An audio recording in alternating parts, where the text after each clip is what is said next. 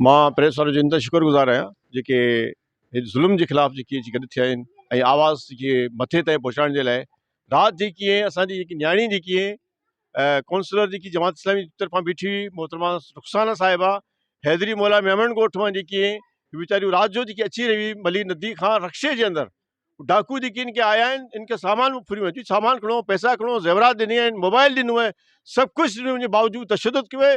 न्याणी जेकी 19-20 साल जी उमिरि जी एॾो ज़ुल्म आहे असां वटि ऐं मेमनकोट जे इलाइक़े में काठोर जे इलाइक़े में पूरे गडाफ में बि इंतिहा ज़ुल्म थी रहियो आहे।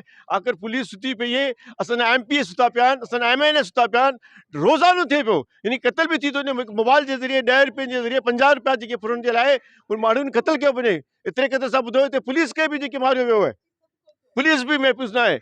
ही नियाणियूं जेकी आहिनि केॾा वेंदा आख़िर असां MPs खे चऊं था महिरबानी करे जागो सुता पिया आहियो तव्हां वोट खणी जो मक़सदु इहो न आहे तव्हां घर में सुम्ही रहो। MPs MN सभिनी चवंदा असां रेंजर्स जे DG रेंजर्स के भी चवंदा यहाँ आए ये जुल्म हो रहा है, कहाँ है रेंजर्स भी सो रही है, पुलिस भी सो रही है क्या? मैं उनसे कहता हूँ कि मेहरबानी करके यहाँ आए गड्डाफ के अंदर इतना जुल्म हो रहा है, ये डाकू राज है, वो इनके रोजगार नहीं है, सब कुछ नहीं है, लेकिन जो कुछ बचा है वो भी लूट रहे हैं। मैं इनसे खुदा का वास्ता दे के कह रहा हूँ कि यहाँ आ जाए।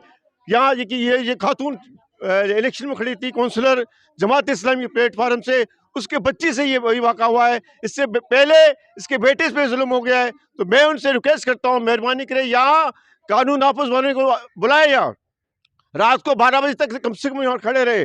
मल्ली नदी तो इंतहाई गैर महफूज है, बल्कि पूरे गड्डाफ गैर महफूज है। मैं उनसे इल्तिजा करता हूँ मेहरबानी करके यहाँ आए, ये जुल्म को बंद करें। जज़ाकल्लाह।